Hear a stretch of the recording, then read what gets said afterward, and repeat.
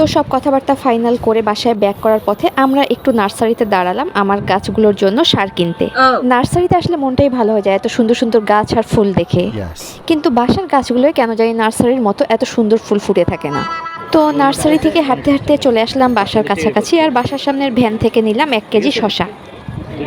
এখানে কি 1 কেজির বেশি? হ্যাঁ বেশি আছে। 54 টাকা রয়েছে, 50 টাকা রয়েছে, 45 টাকা কেজি পড়ছে। তো শসা আর গাছের জন্য সার নিয়ে এখন আমরা যাচ্ছি বাসায়।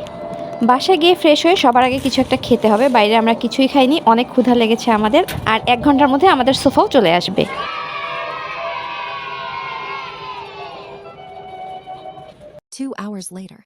আর এই যে চলে আসছে আমাদের সোফা, সিঁড়ি দিয়ে এক এক করে উঠিয়ে দরজার সামনে রেখেছে।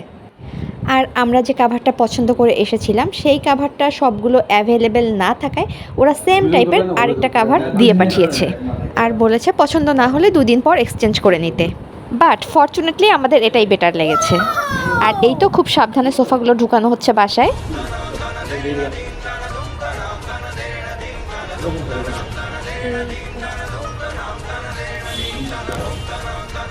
তো বাসায় আনার পর ওরা একটা ফাইনাল ফিনিশিং দিয়ে দিচ্ছে আর লিমন এখানে চেক করছে সোফা ঠিকমতো বসেছে কিনা।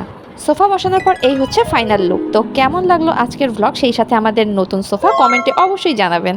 তো আজকের মতো এই পর্যন্তই, আর দেখা হবে নেক্সট ব্লগে। Goodbye.